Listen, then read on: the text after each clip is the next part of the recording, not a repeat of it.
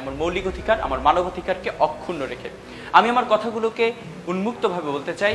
আমার কথার যে বাক স্বাধীনতা, সেই স্বাধীনতাকে অক্ষুণ্ণ রেখে আমি আমার নাগরিক অধিকার, ভোটাধিকার, আমি আমার যে বেঁচে থাকবার অধিকার, সেই অধিকারটুকু নিয়ে কথা বলতে চাই।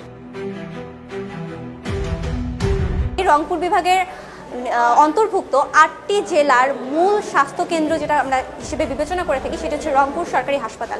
কিন্তু সেই রংপুর সরকারি হাসপাতালে যখন আমরা সেবা নিতে আসি আমাদেরকে পদে পদে দালালের খপ্পরে পড়তে হয়।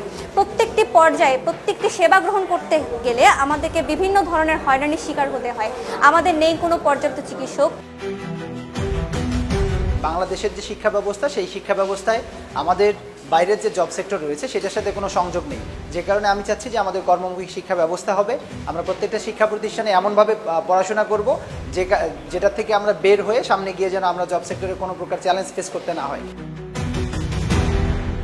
আমরা উত্তর অঞ্চলকে বরাবরই বৈষম্যের শিকার হতে দেখি। বৈষম্যের শিকার হয় এই অঞ্চলের প্রতি সরকারের বা রাষ্ট্রযন্ত্রের ইন্টারেস্টেড না থাকার কারণে, এবং আমরা ওই ইন্টারেস্টের জায়গাটা তৈরি করতে পারি না।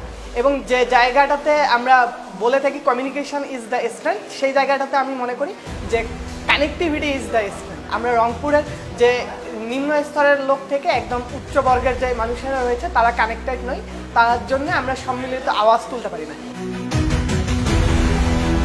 দ্রব্যমূল্যের যে ঊর্ধ্বগতি এটি আকাশচম্বী। আমি এই বর্তমানে যে দ্রব্যমূল্যের ঊর্ধ্বগতি চলমান আছে সেই ঊর্ধ্বগতি সম্পর্কে বলছি যে বর্তমান যে সরকার আছে সেই সরকারের কিন্তু প্রথমে এই বিষয়গুলোকে প্রতি ফোকাস দেওয়া উচিত ছিল। আমাদের দেশে উদ্ভূত সকল সমস্যার ক্ষেত্রে আমরা সকলে অধিকার চাই, কিন্তু আমরা কেউ জানি না এই অধিকারগুলো আদৌ কোনোদিন বাস্তবায়িত হবে কি হবে না, শুধু আশা রাখি। আর আমাদের দেশের প্রধান সমস্যা হচ্ছে দুর্নীতি।